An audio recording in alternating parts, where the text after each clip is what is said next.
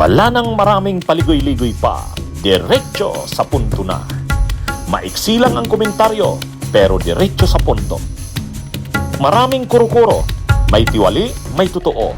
Dito, sa puntong diretso tayo. Punto, diretso. Ito na, mga kabunyog, mga kababayan. Sa wakas, tagal na itong hinihintay na si Senadora Leila de Lima, dating Senadora Leila de Lima, ngayon ay congresswoman, ay magsampa ng reklamo, kasuhan, yung mga nanggipit sa kanya, yung mga ginamit ang kanilang mga posisyon, kapangyarihan para siya'y gipitin, malisyosong i-prosecute siya ng kung ano-anong mga gawa-gawang kaso. O yun, nagsampul na ngayon si Leila de Lima. Nag-file na formally ng criminal complaint sa DOJ. Hiniling niya sa DOJ na imbestigahan. Una muna ito, yung 10 prosecutors. Ito yung mga prosecutors ng DOJ na linabag ang double jeopardy. Hindi lang double jeopardy, triple jeopardy pa. Na-acquit na si Leila, nag-appeal pa. Tapos nung nag-appeal, muli dinesisyon na naman ng Regional Trial Court, nag-appeal pa rin. Buti na lang nakialam na si SOJ Boying Rimulya. Sabi ni Secretary of Justice Boying Rimulya, itigil na yan. Yun, saka lang sumunod yung mga prosecutors na yon. Pero tama yan, kinasuhan na sila nila Leila de Lima ngayon. Ito mga kabunyog, puntuhan natin itong bagay na to. Alam naman natin ang nangyari kay dating senadora, ngayon ay Congresswoman Leila de Lima. Marami, grabe ang panggigipit na ginawa sa kanya, yung mga gawa-gawang kaso, yung mga paggamit ng mga testigo na tinakot, sinuhulan, lahat lumitaw na yan, lahat lumitaw yan. Kamamatay nga lang si dating Bucor Director Ragosin. Pero bago namatay yun, na konsensya, nagsorry kay Leila de Lima. Pero nung nakaraang linggo, namatay. Pero at least bago siya namatay, napatawad siya ni Leila. Mismong sa pagdinig sa RTC noon, lumapit siya kay Leila de Lima at humingi ng sorry. Sabi niya, hindi niya lang kinayanan yung pressure. Ang mga marami yan. Yung mga nagpagamit talaga, tulad ni dating Secretary of Justice Aguirre, Vitaliano Aguirre, yun. Dapat kasuhan din yun. Pero inuna muna ngayon ni Leila de Lima yung mga prosecutors. Ito kasi yung latest na grabing ginawa sa kanya. Yung kaso niya sa Regional Trial Court ng Muntinlupa na na-acquit na siya, na-acquit. Dapat pag na-acquit ka, akusado ka, hindi na pwede mag-appeal. Kasi double jeopardy na yan. Ang accused, once na ma-acquit sa trial court, sa RTC, hindi na pwedeng mag-appeal ang prosecution. Double jeopardy nga ang mababayulate. Mayroon lang ilang exceptions, pero as a general rule, hindi na dapat kasi nga nilitis ka na, dadaan ka na naman sa panibagong paglilitis, parang walang katapusan na yan, double jeopardy na yan.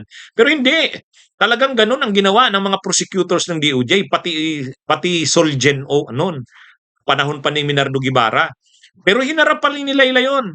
Ngayon yung Court of Appeals naman, nagdesisyon, ibalik uli yan sa RTC. Kumplituhin yung desisyon kasi kulang. Okay, naglabas naman ng desisyon yung RTC judge. Dinagdag kinumpleto niya yung desisyon niya. Okay, di-acquitted na naman si Leila, pangalawang acquittal na. Ngayon, ang ginawa na naman ng mga DOJ prosecutors, nag-file na naman ng MR, motion for reconsideration. Wala, matindi talaga. Doon na nagalit na si Leila. Sabi ni Leila, hindi na ito simple. Sobra na ang ginagawa ng mga ito. Hindi na lang double jeopardy, triple jeopardy. Pero mabuti na lang nakialam na si Secretary of Justice Boying Rimulya. Sabi ni Secretary of Justice Boying Rimulya, hindi niya alam yung ginawa ng mga DOJ prosecutors. Na bakit pa sila nag-file ng MR samantalang pangalawang acquittal na yan. Anyway, inorderan ni Secretary of Justice Boying Rimulya ang Prosecutor General na sabihan yung mga prosecutors ng Muntinlupa na wag nang i-withdraw na yung kanilang final. Sumunod naman yung siyempre, susunod yung mga yan. Susunod yan. O withdraw yung kaso, yung MR. Kaya wala na. Wala na. Kaya lang, sabi ni Laila de Lima, kahit withdraw na nila, binawi na nila yung pag-file ng MR, hindi ko pa na to papalampasin. Magre-reklamo na tayo, sasampahan na natin sila ng reklamo. At yun na nga ang ginawa ngayong araw ng abogado ni Laila de Lima. Si Attorney Dino De Leon nag-file na ng letter complaint sa opisina ng DOJ kay Secretary of Justice Boying Rimulya na hinihiling nito na mag-conduct ng probe o investigasyon ang DOJ tungkol dito sa 10 na prosecutors na sa tingin nila ito'y malisyosong prino-prosecute si Laila de Lima. Panggigipit, panghaharas. O, panoorin yung mga kabunyog, mga kababayan. Dante, ano ang detalye nitong inihaing request ni Representative De Lima sa DOJ? Magandang tanghali, Aga. Naghain nga ng letter request sa pamamagitan ng kanyang abogado, si dating senador at ngayon ay Representative Laila de Lima dito sa Department of Justice o DOJ kanina. Ang layo nito ay gusto ng mambabatas na imbestigahan ng DOJ ang ilan nilang mga prosecutor o piskal.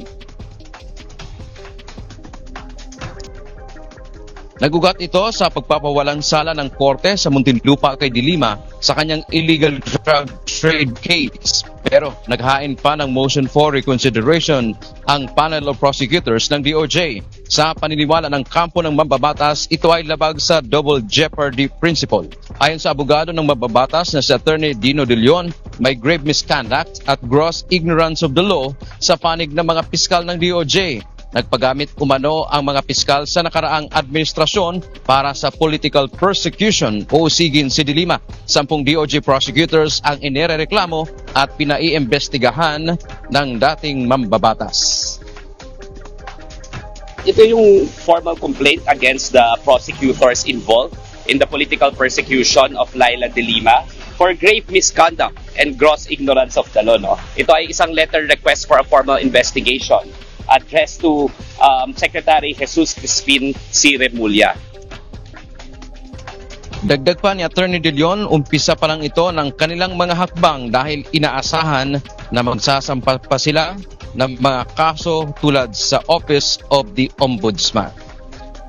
Aga, kabilang din sa tinitingnan ng grupo ni De Lima na sampahan ng kaso ay mismong si dating DOJ Secretary Vitaliano Aguirre II dahil ito umano ang siyang nasa likod, uutak ng pang-uusig sa kanya. Yan mo ang ating update mula dito sa Maynila. Balik sa iyo, Aga. Kaya abangan natin kung anong magiging aksyon ng DOJ dito. Hindi naman talaga dapat palampasin na yon. Pero hindi nga lang dapat yon ang kasuhan ni Laila de Lima. Yung iba pa, hindi lang mga prosecutors ng DOJ. Nabanggit niya naman noon, mayroon siyang dating Secretary of Justice na kakasuhan. Malinaw yun, si Vitaliano Aguirre yun. Si Aguirre yun. Si Aguirre yung nagbaniobra ng mga ng mga testigo, mga ebidensya laban sa kanya, sa gawa-gawang kaso laban sa kanya. Kaya tama lang yan.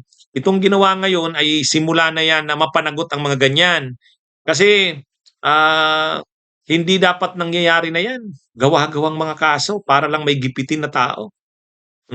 Tama yung ginawa ngayon. Saludo tayo sa ginawa ng kampo ni Laila de Lima. Pero yun na nga, hindi lang dapat itong mga prosecutors ang kasuhan, reklamo. O dapat sampahan din ng kaso sila Aguirre. Sila Aguirre. Actually nga, kahit si Roque. Grabe rin ang ginawa ni Roque sa kanya, kay Laila de Lima. Pero si Aguirre ang doon, pangunahin doon. Kaya dapat masampahan din ng kaso yan. Anyway, ang maganda naman dito, at last, sinampahan na ng reklamo ni Laila de Lima ang mga nanggipit sa kanya. Una na muna ngayon itong mga prosecutors. Okay, yan po ang ating Ponto Diretso. Bunyog, bunyog, halikan na kasama ka.